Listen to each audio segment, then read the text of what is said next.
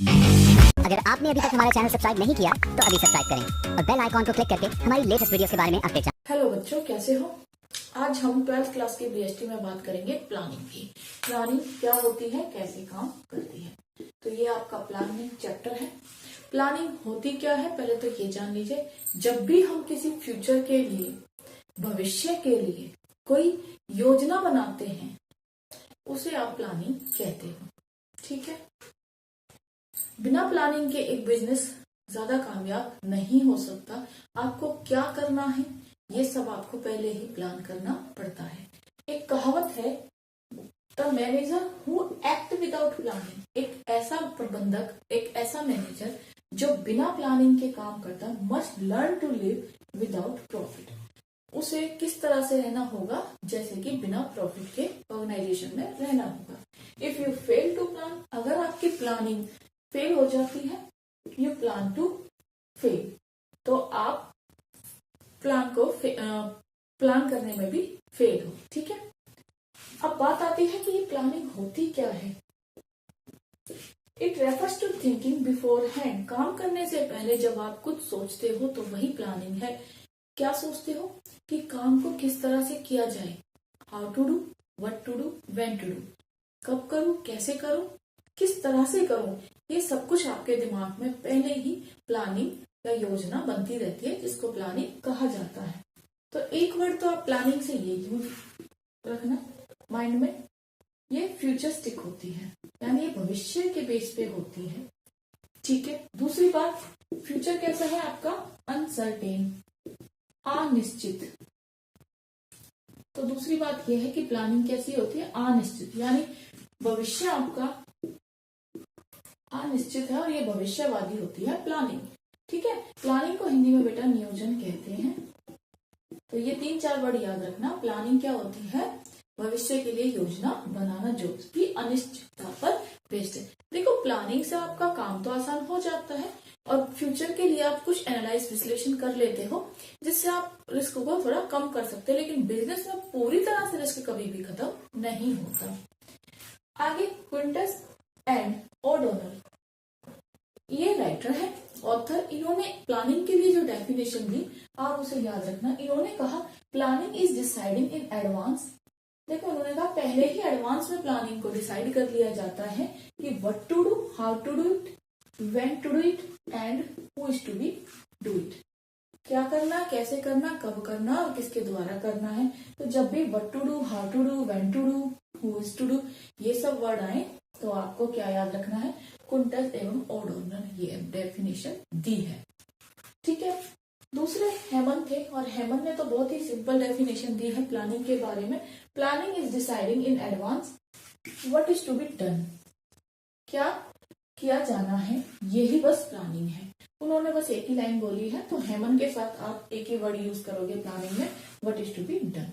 What, how, when, who जब आए तो कुंटस ओडोनर लगा देना एमसीक्यूज में, और हेमंत जब आए तो what is to be done. ठीक है।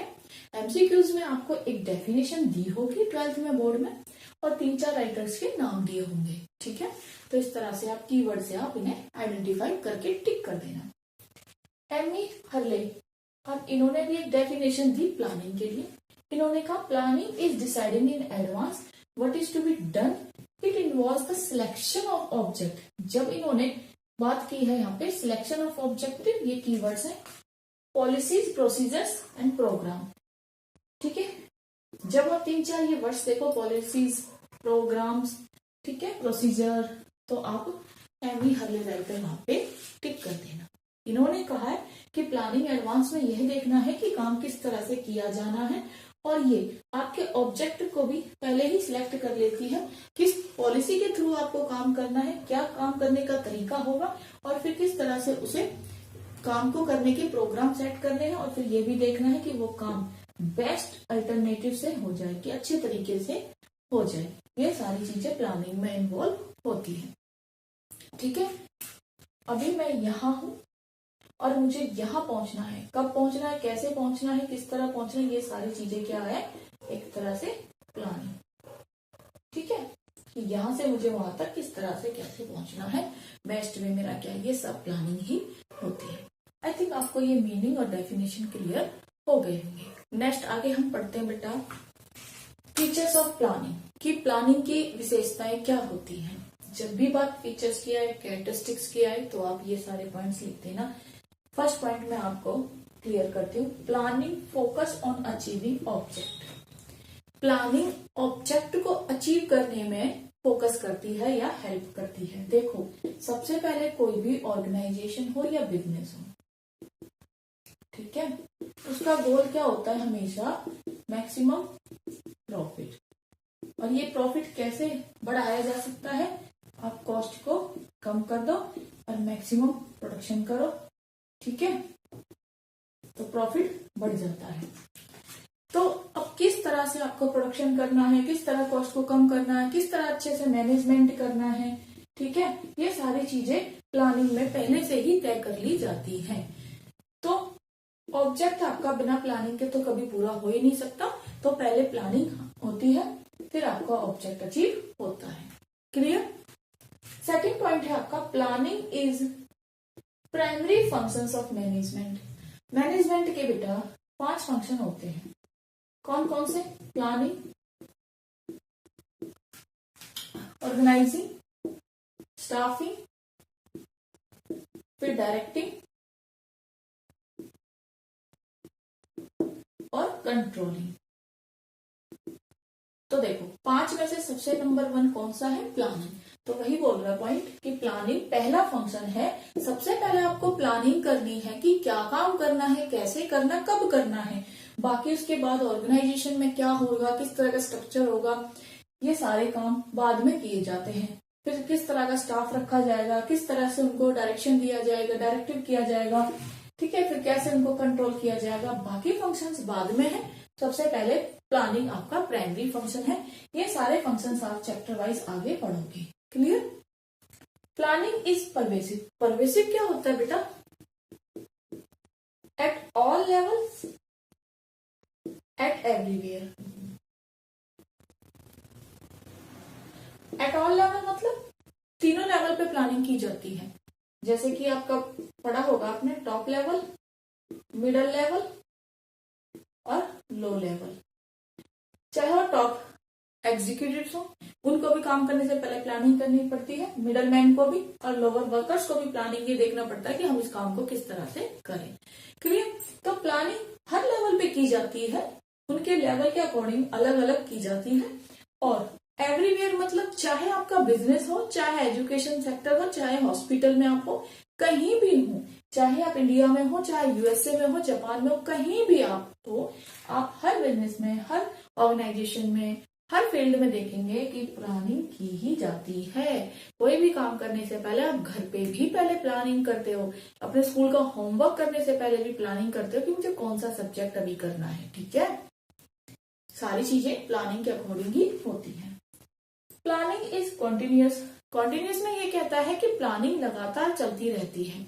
एक गोल अचीव हुआ, फिर दूसरा ऑब्जेक्ट, ठीक है, फिर तीसरा, फिर चौथा, यानी बिजनेस जब तक चलता रहेगा प्लानिंग आपकी चलती रहेगी। या इन शॉर्ट में अगर ये कहूँ, जब तक आपकी लाइफ है आपकी प्लानिंग चलती रहती है, होता है ना ऐसे। तो प्लानिंग तो आपकी लगातार चलती रहती है, ये कभी खत्म नहीं होती। Planning is futuristic. मैंने आपको पहले ही बताया फर्स्ट डेफिनेशन में कि प्लानिंग किस बेस पे होती है, फ्यूचरिस्टिक। फ्यूचरिस्टिक मतलब भविष्य से रिलेटेड होती है। और भविष्य आपका कैसा है, अनसर्टेन, अनिश्चित, देखा नहीं है आपने कि फ्यूचर कैसा होगा। तो कहीं ना कहीं ये प्लानिंग आपके रिस्क को कम जरूर कर सकती है, लेकिन पूरी तरह खत्म नहीं कर सकती, ठीक है, क्योंकि आपको भी कोविड के आने की, लॉकडाउन की, इन सब चीजों के बारे में कोई आइडिया नहीं था। अचानक फ्यूचर में कुछ भी हो जाए ये आपको पहले पता नहीं होता, लेकिन आप प्लानिंग से उस रिस्क को थोड़ा सा कम जरूर कर सकते हैं। Planning involves decision making. Decision making क्या होता है बेटा, जब भी हम काम करते हैं ना, हमारे पास बहुत सारे अल्टरनेटिव्स होते हैं। अल्टरनेटिव्स मतलब हमारे पास काम को करने के बहुत सारे मेथड्स या तरीके हो सकते हैं, जिनमें से हमें कौन सा चूज करना होता है, बेस्ट। तो हमारा डिसीजन कैसा होना चाहिए, बेस्ट ऑप्शन को हमें चूज करना है।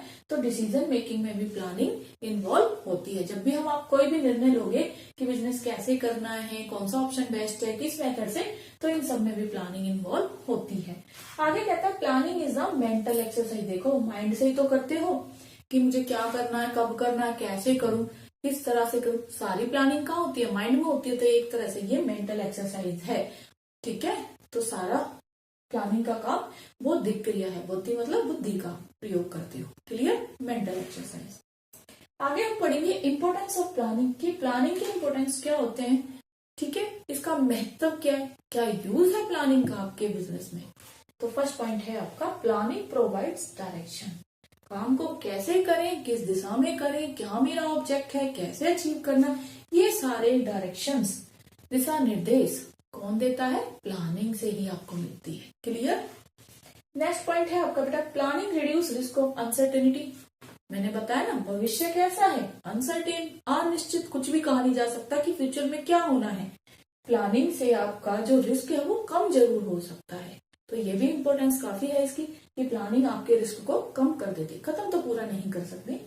Planning reduce overlapping and wasteful activities. देखो बिजनेस में कई एक्टिविटी ऐसी होती है जो यूजलेस होती है, जिन्हें करना नहीं चाहिए था, जिनसे हमारा वेस्टेज हो गया, ठीक है। तो ऐसी एक्टिविटीज को किससे हटाया जा सकता है, अच्छे से प्लानिंग करके।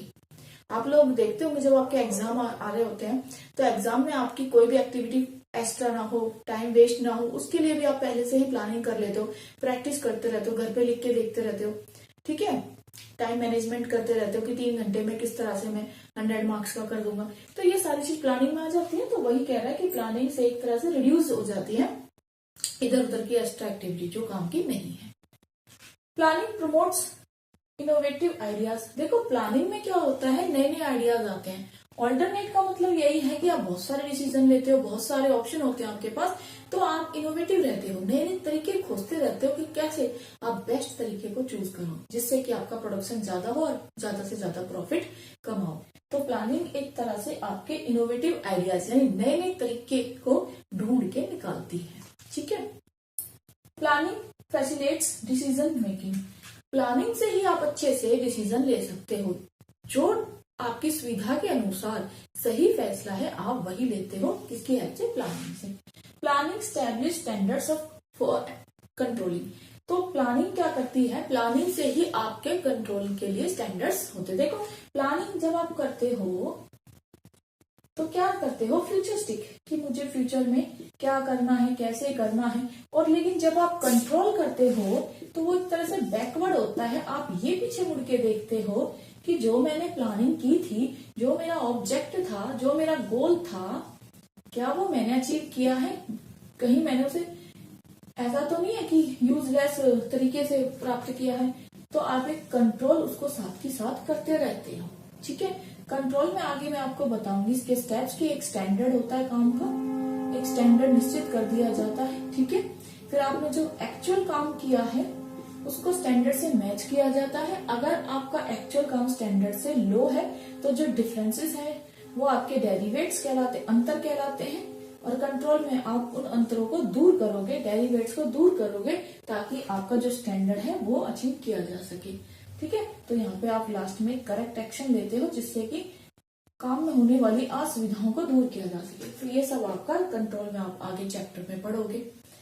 आई होप आपको यहाँ पे इम्पोर्टेंस ऑफ प्लानिंग क्लियर हो गई होंगी। आगे हम बात करेंगे लिमिटेशंस ऑफ प्लानिंग। प्लानिंग के इम्पोर्टेंस के साथ साथ उसकी कुछ लिमिटेशंस यानी उसकी कमियां भी हैं। प्लानिंग में जो कमियां हैं वो हम अब पढ़ेंगे। फर्स्ट आपकी क्या है, प्लानिंग क्रिएट्स रिजिडिटी। प्लानिंग हमेशा एक रिजिडिटी क्रिएट करती है। रिजिडिटी मतलब जो जैसा है, जो हमने प्लान करके रख दिया, आपको सिर्फ वही करना है, ठीक है। अब जो टॉप लेवल होता है, टॉप लेवल, उसने जो प्लानिंग कर दी है वही लो लेवल को, मिडिल लेवल को करनी पड़ेगी, ठीक है। उसी प्लानिंग को वो इम्प्लीमेंट करेंगे। अगर इसमें कुछ दिक्कतें आती हैं तो उसमें आप चेंज नहीं कर सकते, क्योंकि ये प्लानिंग किसके द्वारा बनाई है, टॉप लेवल के अकॉर्डिंग। अब इसमें भी दो तरह की समस्या देखने को मिलती है। एक इंटरनल इनफ्लेक्सिबिलिटी, आंतरिक रूप से अगर हम देखें तो बिजनेस के अंदर सप्लायर्स, ठीक है, और आपके गोल्स, पॉलिसीज, वर्कर्स सभी आते हैं। अगर आप इनमें चेंजेस करना चाहते हैं या चेंजेस नहीं कर पा रहे हैं तो भी आपको आंतरिक रूप से इनफ्लेक्सिबिलिटी यानी जो इंटरनल आपके जो फैक्टर हैं अगर आप सडनली इसमें प्लानिंग कर रहे हो तो उनकी आलोचना यानी उनके क्रिटिसाइज का आपको शिकार होना पड़ता है। या शॉर्ट में बोलूं कि अगर आप अचानक नई टेक्नोलॉजी ले आए हो और वर्कर्स से कहते हो कि ट्रेंड हो जाओ और ये वाली टेक्नोलॉजी अब यूज करो, तो वर्कर्स भी इस चीज का विरोध करते हैं। वो अचानक बिजनेस में आए हुए चेंज को आसानी से एक्सेप्ट नहीं कर पाते हैं। ठीक है। एक्सटर्नल इनफ्लेक्सिबिलिटी, कई बार क्या होता है बाहर की जैसे पॉलिटिकल या बाहर की सोसाइटी, इन सब चीजों में अचानक चेंजेस आ जाते हैं। अब ये चेंजेस कैसे होते हैं कि आपने जो योजना बनाई है वो रखी रह जाती है, आप उनके अकॉर्डिंग बिजनेस नहीं कर पाते हो, तो आपका बिजनेस फेल हो जाता है। ठीक है। तो आपकी जो एनवायरमेंट है वो कैसा है, डायनेमिक, और प्लानिंग आप कैसे कर रहे हो, रिजिडिटी। अगर आप इन्हें चेंज करते हो तो पहले बनाई हुई जो योजनाएं हैं वो फेल हो जाएंगी, और प्लानिंग बार बार भी चेंज नहीं कर सकते, क्योंकि इससे आपके लोग जो आपकी ऑर्गेनाइजेशन से जुड़े वो आप पे ट्रस्ट नहीं करेंगे। और आप अगर प्लानिंग बिल्कुल भी चेंज नहीं करोगे, रिजिडिटी रखोगे, तो आप अकॉर्डिंग टू एनवायरमेंट एडजस्ट नहीं कर पाओगे, जिसकी वजह से नुकसान होगा। सेकेंड पॉइंट आपका कहता है planning does not working in a dynamic environment. Environment बदलता रहता है, उतनी तेजी से आप अपनी प्लानिंग को उसके अनुसार नहीं कर पाते, जिसकी वजह से भी आपको नुकसान होता है। अब मान लो कि जब आपने देखा था लॉकडाउन लगा था, कोविड आया था, तो क्या किसी ने सोचा था कि इस तरह का लॉकडाउन भी होगा। शोरूम में जो कपड़े थे, जूते थे, वो रखे की रखे रह गए थे, जो लेदर था उनमें कीड़े पड़ गए थे, सामान जो था वो वेस्ट हो गया था। तो इस तरह के जो डायनेमिक एनवायरनमेंट सडन चेंज आता है, उसके अकॉर्डिंग प्लानिंग वर्क नहीं कर पाती है, फेल हो जाती है। Planning reduce creativity, planning creativity को रिड्यूस कर देती है, क्योंकि प्लानिंग में जो टॉप लेवल ने बोल दिया वर्कर्स को वही करना, उन्हें अपने नए नए आइडियाज प्रमोट करने का मौका ही नहीं मिल पाता। ठीक है। तो एक तरह से क्रिएटिविटी को खत्म कर देती है। Planning involve huge cost, planning के लिए एक अलग से प्लानिंग डिपार्टमेंट रखा जाता है, जिसकी कॉस्ट बहुत ज्यादा आती है।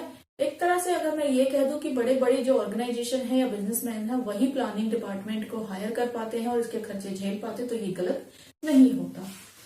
Planning is a time consuming process, planning को करने में काफी टाइम लगता है। अगर इमरजेंसी में आपको डिसीजन लेना है और आपका बिजनेसमैन, आपका ऑनर ये कहे कि पहले आप प्लानिंग करें और फिर डिसीजन लेना, तो आपको डिसीजन लेने में देरी हो जाएगी। तो प्लानिंग बहुत ज्यादा टाइम कंज्यूमिंग प्रोसेस है। आगे, planning does not guarantee success, planning आपने अगर कर ली है तो जरूरी नहीं है कि आपको गारंटी मिल गई है कि आपका काम सक्सेस ही होगा। ठीक है। ये सिर्फ प्लानिंग आपको होने वाले रिस्कों को कम करती है या उनसे थोड़ा बहुत बचाती है, ये कोई गारंटी नहीं देती कि आप सक्सेस ही होंगे। अगर मैं कंक्लूजन की बात करूं, निष्कर्ष में कहूं कि प्लानिंग वैसे अच्छी है, प्लानिंग से काम अच्छे तरीके से हो जाता है, जोखिम कम हो जाता है, रिस्क कम रहता है, और लेकिन इसकी कुछ नेगेटिव चीजें कि इसकी कॉस्ट बहुत ज्यादा होती है, इससे सिर्फ बड़ी ऑर्गेनाइजेशन ही इसकी कॉस्ट को झेल पाती है, या ये कहें कि छोटी मोटी ऑर्गेनाइजेशन के लिए प्लानिंग का डिपार्टमेंट का खर्चा उठाना असंभव होता है या ज्यादा नुकसानदायक हो सकता है। तो प्लानिंग वैसे ठीक है, कुछ लेवल पे प्लानिंग की जा सकती है जिससे कि रिस्क को होने से कम किया जा सकता है।